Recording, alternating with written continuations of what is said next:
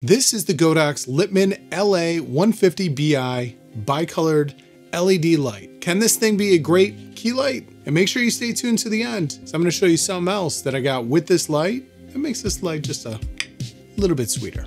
This thing is a bicolored light that is a budget-friendly alternative to Godox's more expensive lines. I do want to thank my friends from Godox for sending this over to test this out for you guys. To give you an example of what you can expect out of this light, I currently have the VL200 Godox light lighting me up right now. It's the key light just off to the side here. And this light is a 200 strength, which this light here is only 150. So it's not going to be as strong, but when we do a side-by-side comparison, what you're going to notice is it's very close. This light over here, this VL200, it is a flat 5600 Kelvin light. You cannot change the temperature of this light at all. It is a 5600 Kelvin light, and that's the way it's gonna be. Where this light is a bicolored light. Now this light can give you a temperature output between 2800 all the way up to 6500 Kelvin. So it's gonna give you a little bit of flexibility if you're trying to match other lights in the scene. This light is very light. It comes in at only 3 pounds. So you're able to pack this thing up, throw it into a bag pretty easily and take it off to any shoot that you need to take it off to. It does not come with any sort of carrying case or anything of that nature, unlike my VL200, which did come with a carrying case. But this light is about 3 times the price. This light is gonna run you about $200, where the VL200 is gonna run you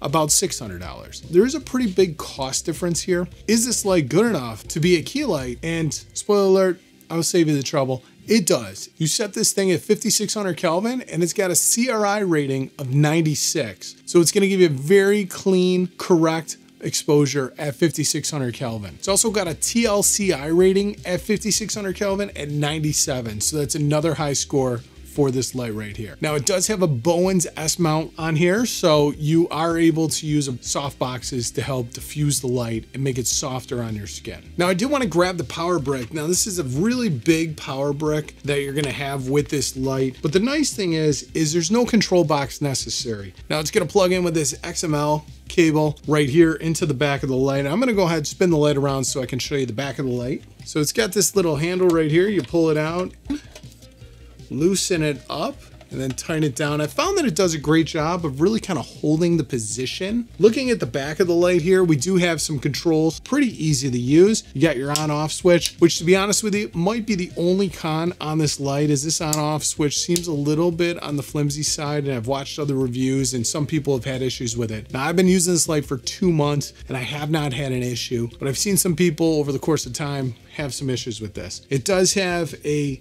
CTR FX dial right here because it does have special effects and things of that nature. Now, I'm not somebody who usually uses special effects, especially with a bicolor light that's only gonna go from 2800 up to 65. Having maybe different things like paparazzi, fireplace and stuff like that, that might work. But like if you're trying to simulate like car chases and stuff like that, this light's not gonna do it for you. All right, so now I have this plugged in and turned on. Currently I have it set at 5600 Kelvin, 1% output. And as you can see, the output is really strong without any sort of diffusion on it. Now you can change the Kelvin settings to 6500. We're not gonna be able to tell because even at 1%, this thing is super bright. We can also change this thing down to 2800, and now we get, see how we get a little bit of a different color. Right now, let's go ahead and set it back to 5600. Now this thing is Bluetooth enabled, so you are able to control it right from the Godox app, which to be completely honest with you, is a huge deal compared to this VL200. This thing pretty much set up, you got a remote with the VL200, but with this, you get the Bluetooth. It's able to connect, gives you a little light bulb on the app.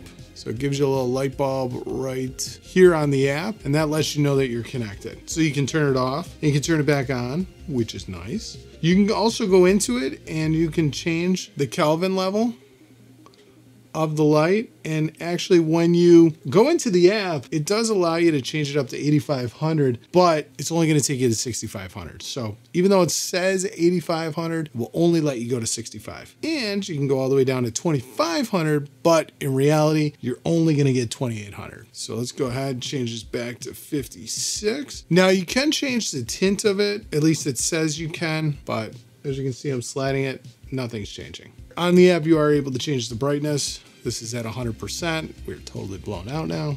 And let's take it back down to 1%. It does have some special effects that you're able to dial into. Get some special effects. Now we got lasers happening right now. Candlelight. So as you can see, it's got some candlelight flickering. And it keeps jumping it back up to 10%. Fireworks. This is where it's going to change the color of the light to simulate fireworks.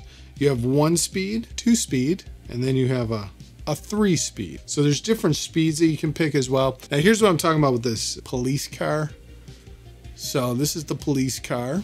It's got a bunch of different settings that you can go after. If you want a broken bulb look, you can do that as well. You get the Bluetooth app, which is going to help control the light, which does a fantastic job. It makes it super easy to use. If you're sitting in front of the camera and you want to change the setting without having to get up, you just jump into the app and you're able to quickly change it out. Downside that I've had with this is the fan constantly runs. So I'll try and stay silent right now and see if you can hear the fan.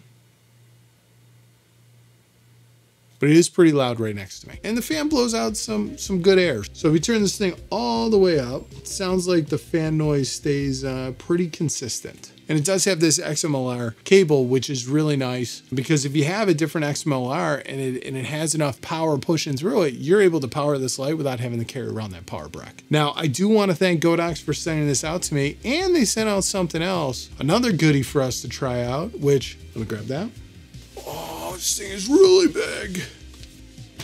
It's another softbox. Yeah, baby. This is the QRP90 softbox, which they threw in here with this light. I'm gonna go ahead and throw this on in a second here, and we're gonna test this thing out. We're gonna compare these two lights to see which light gives you the better output. So this Godox softbox is definitely much bigger than the softbox that I currently use. I currently use the Glow 34-inch Easy Lock. If you haven't seen the video where I reviewed the VL200 light and this Glow softbox, I'll leave that down in the description below. So make sure you check that out after this video. This Godox QRP90 is a much bigger softbox as far as distance from the light goes. So it's going to diffuse the light a little bit more. I'm gonna go ahead, switch this out, but first, let's get you some samples here. This is the VL200 with the Glow Easy Lock 34-inch beauty dish.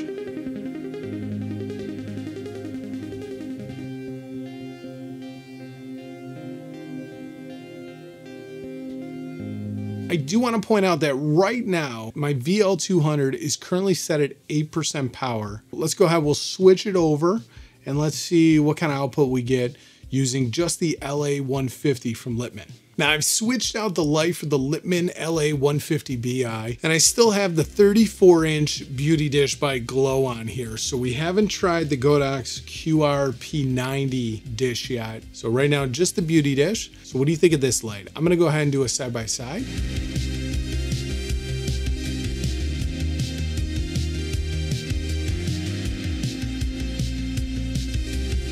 All right, so what do we think about this light with the beauty dish? Now I have this one set at 8% power as well and 5600 Kelvin. So you tell me how the accuracy is. Throwing the same exact color grade on both. The color grade that I used from the beginning part of this video, I'm gonna go ahead and use it for this one as well. So we can see, is there a color tint shift? Is there any difference with 5600 Kelvin for this one as there is with the other one? So I'm gonna go ahead and throw on this huge softbox right now, and we're gonna see if there's a huge difference between the two. Does the softbox make the difference, or is it pretty much just the light that makes the absolute difference? And then what I'll do is after we test this out, I'm gonna throw on the VL200 again with this softbox and see if there's any difference.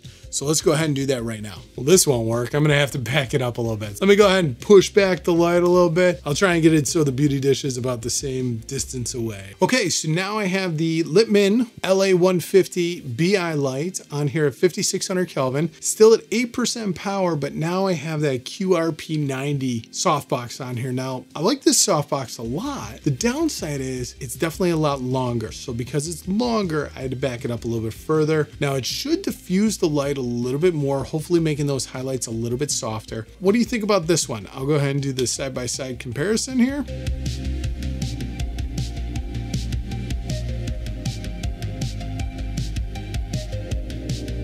So hopefully this light does a great job. Now, here's what I'm thinking. I'm thinking with my studio down here, what my thought would be is that I could set up my VL200, like my normal key light, with the glow softbox, because I can get that nice and close. Closer to the light, the softer it's going to be. And then I was thinking over on the non-key side, what I would do is I would set up this Litemons LA150 over there, and I would have it further back, have it about the same strength, and I would have it coming in. So this way it would fill in the other side. We'll see how that works out. This is what you would get with the Litemons LA150Bi and the QRP90 softbox on it. I think it's a pretty nice image. I mean, I'm looking at the monitor right now. I think it looks pretty good. So let's go ahead, put the VL200 back on with this softbox and see how much color shift there is and what 8% power looks like here versus 8% power over there. All right, so now we're back with the VL200 along with the QRP90 softbox. How does the image quality look? Does the softbox make a difference? Now here we have 100% Godox with Godox products. Now the Glow Beauty Dish does retail for about 80 bucks, so $79 on Amazon, but this QRP90 softbox retails for about $120. Is the $40 worth the price? Again, we're at exactly $5,600. I am not changing anything in the color grade. Let's go ahead.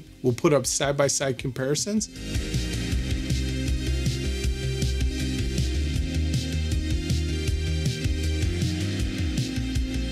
All right, so now for one final treat, here's what we're gonna do. I'm gonna go ahead, I'm gonna set up my lights the way that I think I'm going to set them up moving forward in my studio. So I'm gonna go ahead, take the Litemons LA150, I'm gonna put that over there and create some more fill on this side so it's not such a harsh shadow. And then I'm gonna keep the VL200 over here on this side as my normal key light. I'm gonna keep this one closer. This one's about an arm length away. I'm about 6'1", so it's about 3 feet away. So I'm gonna keep this softbox about 3 feet away, keep it at about this 8% power. Then I'm gonna put the other one over there. Now, right now I do have a light on over a workbench. So I'm gonna turn that off, and then we're gonna just get the two lights. I'm gonna keep both lights at 8% power to hopefully fill in a little bit of this face. I would love to use this softbox. Unfortunately, it's a little too big for this studio space where I'm sitting, because right above me, I got the heat vent. Unfortunately, this is a little too large for over here, or I'm gonna go ahead and put it over there. It's gonna stretch out a little bit longer and diffuse that light a little bit more. So I'm gonna go ahead and do that right now and get this all set up for you the way that I think I'm gonna set up the studio moving forward.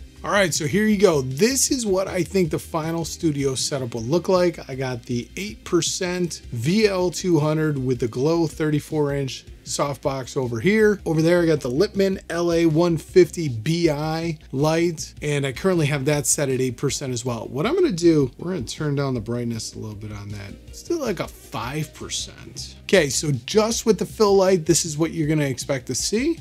Throw in this key light, and there we go.